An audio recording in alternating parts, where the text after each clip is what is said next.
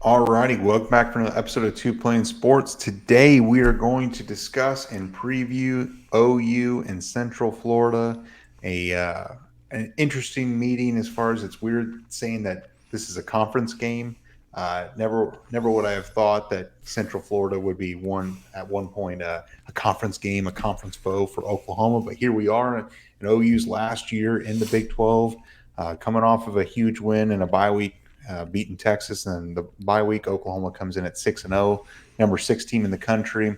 And then, unfortunately for UCF, they are witnessing a and experiencing a step up in the level of competition, and they are coming in on a 3-game losing streak. They're at 3-3 right now, rolling into Norman, and they're trying to bounce back and come up with a massive upset this weekend, which is not likely. So anyway, but before we talk about that and get more in discussion there, be sure to like the video, subscribe to the channel, turn the notification bell on, follow us on Twitter, Instagram, Facebook, Apple, Spotify, and TikTok. Everything's linked in the description below. And remember, we go live every Tuesday night at 8:30 p.m. Central to discuss OU football, general college football, and some Sooner recruiting, and just hang out and get to talk with you guys. So, all right, so it's OU, UCF, Oklahoma's coming in 6-0, the number 6 team in the country. Moved down one spot over the bye week because Washington jumped them, which, that's a debate for another time. If you want to see that debate, go check out our live stream earlier this week, and where we definitely discussed that. So Oklahoma is hot, beating Texas. What are some of your thoughts as far as what OU will see against Central Florida? What should OU be watching for? Jose, what do you think? So on the offensive side of the ball for Oklahoma, it should, trying to not get too high on it, should be a relatively smooth operation. Like UCF's defense, doesn't pose a huge threat. You can run on them pretty easily. So running backs, if they don't have a good game, it's a real problem. Their pass defense is okay, but they do give up a ton of yards. I think as long as Oklahoma can move quickly, if they can get those first two plays running smoothly, they're going to start running their tempo. It's going to be tough for UCF to get any substitutions in. So OU should be fine offensively. The defense, this is going to be their first test against a true running quarterback that's good at it, because Emory Jones is not very good at it, as we saw. John Reese Plumlee, you got to make him a passing quarter. You have to make him a quarterback, not a running back, because as soon as he gets an opportunity to make plays with his legs is when he actually becomes dangerous and when he can make plays even with his arm. If you can eliminate that major threat, which I think they should. Danny Stutzman's been playing out of his mind this year. I think should be, if not is, the front runner for the Butkus Award. Jaron Kanik has been good. Deshaun McCullough played well at Red River, and in his short time post-injury has improved every week. So they should be fine. Make him pass. He makes mistakes when he throws the ball, and that should open up the field plenty, or give enough opportunities for Oklahoma's offense to score a lot. I could see OU getting 3 picks in this game. Gentry Williams has been a ball magnet. And who knows? Peyton Bowen might get his first one. He seems to always be in the area, but so I think Hose gave you the analysis there. I think what I'm more curious to look at is because Oklahoma is far and away the better team here. They should win this game by a lot. But like Brum mentioned at the top of the show here, you are coming off of a very big emotional win against Texas. Then you have a week to sit and think about it. As long as Oklahoma doesn't come out thinking that Central Florida is going to just roll over, lay down, because we just beat Texas. We're 6-0. We're the number 6 team in the country. They have a lot of things going on. I think in this game, Oklahoma, I'm curious to see how they start. If they start playing how they've been playing all season, like they're trying to get shit done, go out there and blow the brakes off them, I think Oklahoma can win this game big. If they come out thinking that, their shit doesn't sink now, or that they can do whatever they want. And historically, we're not great coming off of bye weeks. Maybe that's just a Lincoln Riley thing, but if Oklahoma does what they should do and doesn't play down to their competition or doesn't think that they're unbeatable, I think they should win this game by 25, 20. I mean, easy. They definitely should. I mean, Oklahoma on paper, it's just like when they played against Iowa State and, some of the earlier competition. I mean, Oklahoma on paper is the better team and should be the better team on the field and ultimately should win this game. And they've proven that in the past. And the emotions is that is a big part of this. And you do worry about them coming out flat in that first quarter where they're, coming off having a little bit of a hangover. And granted, they're probably good enough at this point to be able to withstand that and then wake up in the second quarter and then kind of just, actually play the way that OU should play. But you would like a championship level team shouldn't really kind of mess around like that. That's where you get in trouble and that's where you get got, basically.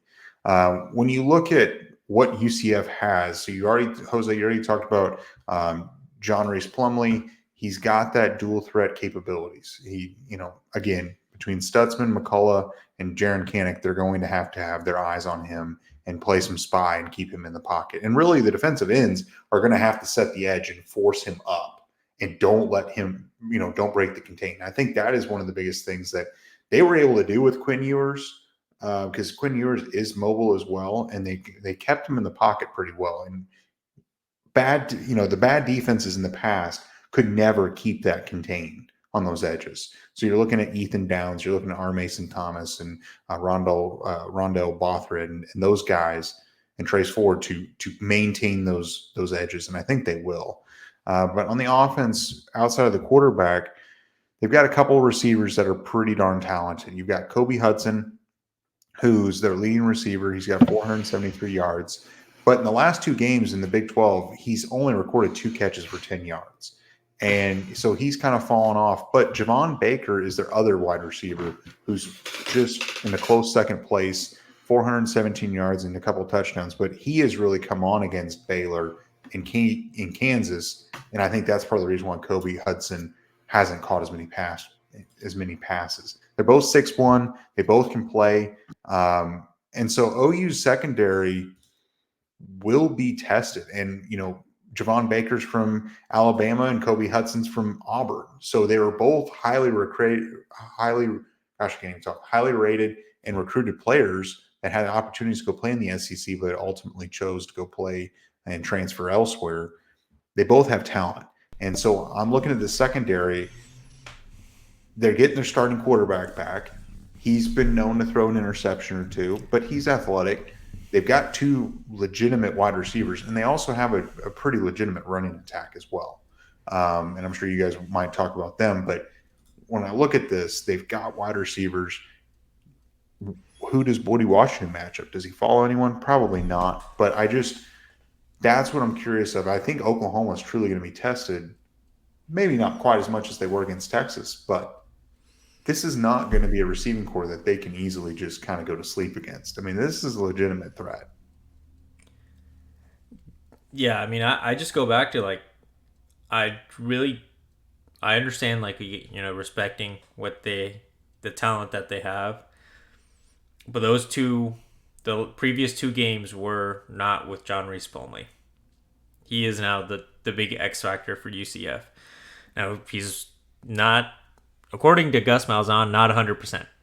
So he might be a little bit more limited in what he's overall going to do and the effect he has on the game.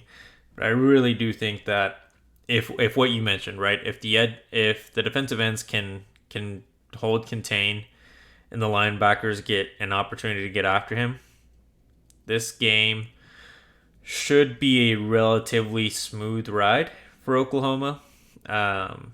But that's the biggest test, right? Can the defense holding up? I think you mentioned it. This is going to be a game where it tests if Oklahoma is going to be just a really good team or a great team this season, because they did just come off a huge win. They had a week to celebrate, but it's also a week to kind of refocus on everything. And from everything that Venables has said, from everything that the players have said during their interviews, they're not getting it was really exciting to win Red River and get that hat back. But this week so far, that you haven't really heard much about it. Even when they're asked about it, their responses typically have typically been, Red River was exciting. We're glad we won it. But it was just another game. I think Ethan Downs, the way he said it, every game is a Super Bowl for Oklahoma, because that's been Texas fans' big thing. We were acting like we won the Super Bowl. For the players, every game is important.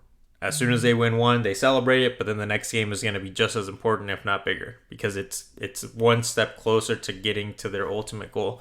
I think that's the big thing that media, people that aren't following this team specifically, are missing. This fan base is huge and is probably one of the most loud and annoying fan bases when you're not part of it. But this football team, is a little bit different than what we've seen in the past. They're not getting too high or too low on what's going on there. This coaching staff seems to keep them extremely focused. And I don't think I think that because of that, Oklahoma is going to go into this game returning home undefeated and is going to show the country that they should be taken seriously for the rest of this season. I do agree with that, but back to Brum's point, I think offensively, Central Florida is a solid team. I mean, you mentioned it, Brum. You've got the two receivers who are averaging 20 yards a clip right now.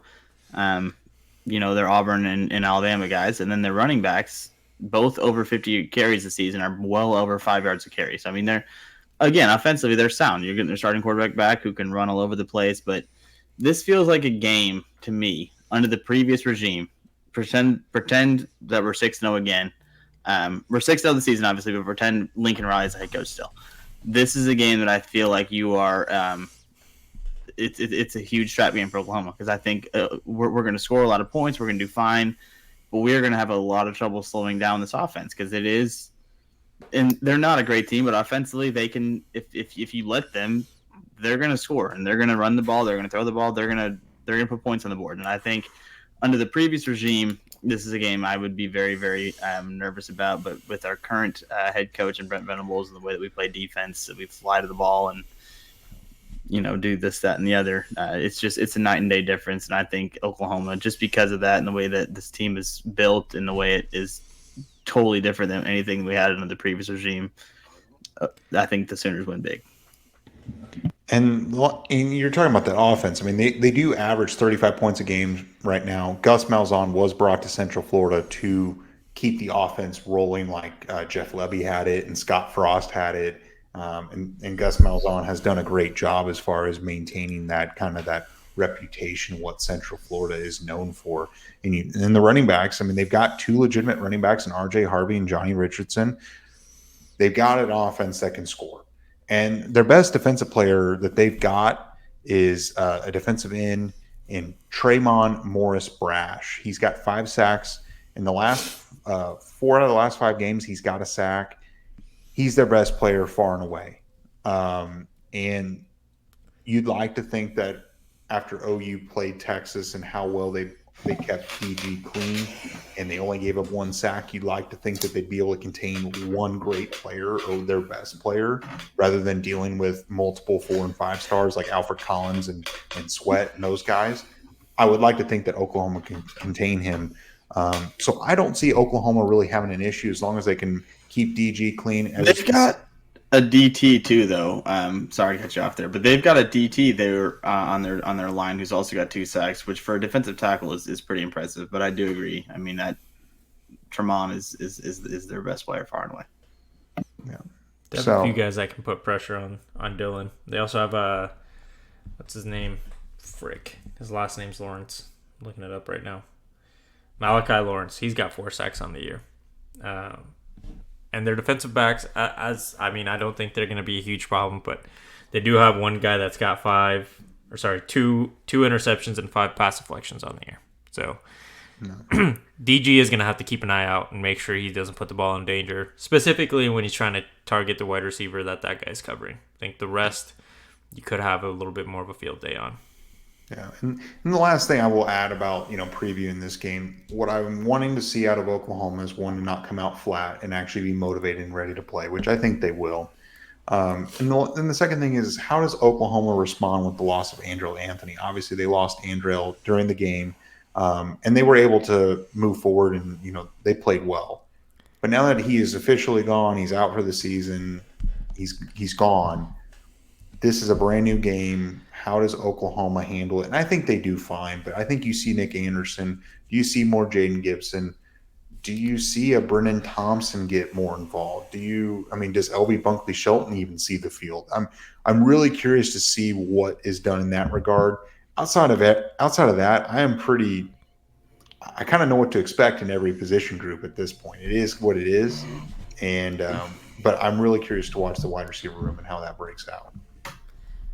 And I know this isn't a big thing, and I just thought about this. I don't know if you guys have noticed. At least the last two games, when Oklahoma has won the toss, they've deferred. I think it's very intentional from Brent Venables because he wants his defense to set the tone, and they have in the last two games, starting both games off with a pick. I'd be interested to see, it's a small thing, but if UCF starts with the ball, their best part of that team is the offense. Do they go with their best part and kind of give it to Oklahoma's how they want to set the tone and letting the defense start the game? Or do they defer and let the Oklahoma offense start to kind of set the tone? Because last year, when OU started with the ball, first drive was never amazing. They, move a little too fast, give the ball back to the opposing team in like a minute and a half. And that's when, as small as it is, it could get dangerous for Oklahoma if you're having those issues early on. So I'd be interested to see even just that, the beginning of that game. If UCF wins the toss, what is Malzahn's decision there? Will he take the ball or is he going to defer? I bet he takes the ball, being in this environment, and I feel like he would take it. I'd be curious. I think Brent Venables, if I'm Brent Venables, it doesn't matter where I go. I'm deferring every single time. I believe in deferring the football. I'd rather start on defense every single game, no matter what. But when you're overmatched, I feel like you have to try to score to make a statement type deal. Yeah. But when you're equal, or when you're above the competition or right on par, I just feel like you just defer every time. But score predictions? Anyone? 41-10 Oklahoma. I think they limit a high-powered offense to 10 points. No, let's go 45-17. I think they get 17. 48-20. That's fair too. 52-17.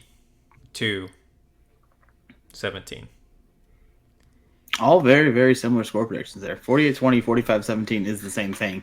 Just you added 3 points to both teams, and you added a touchdown. Yeah, it's gonna be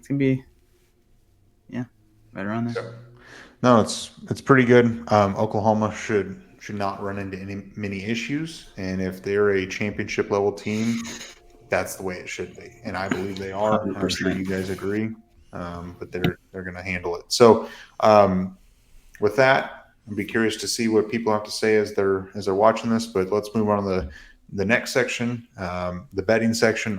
We took last week off. I wasn't here the week before, so I've been out for 2 weeks. My record coming in is 10-16-2. Jose, Brandon, what are your records coming into this week? I'm obviously under 500, so fade me responsibly, of course, and not a recommendation. Just honestly, that's a good question. I'm trying to figure out what my updated record is here. Okay. Well, I think I'm at 24, 30, and 1. I think I'm 14-16. I was 3-3 all the way through, and then week 6 I went 2-4. So basically, if you would fade all of us, you'd be up money. Yeah, pretty much whatever we say here is just bet against it.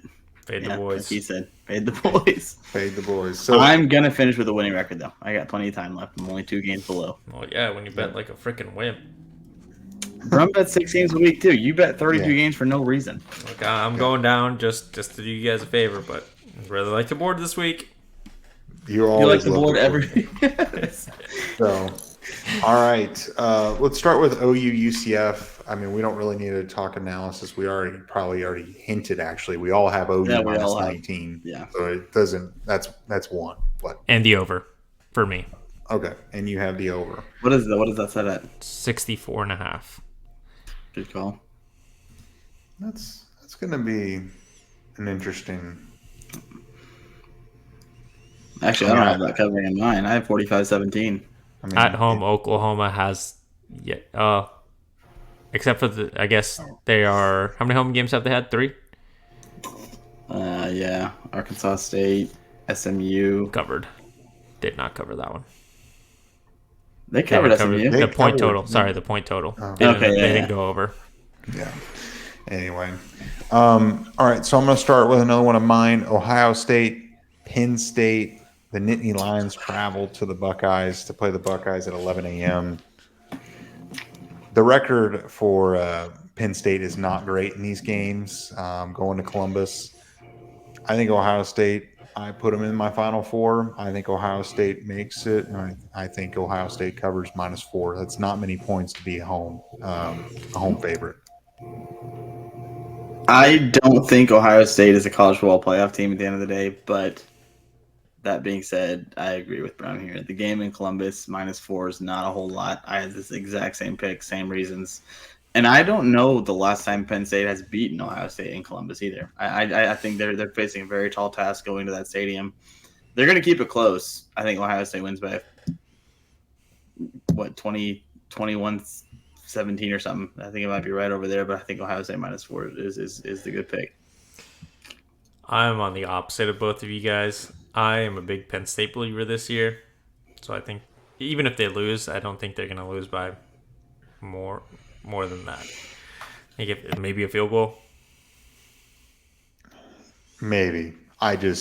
When I look at it on a neutral field, I mean, I would favor Ohio State by a couple points.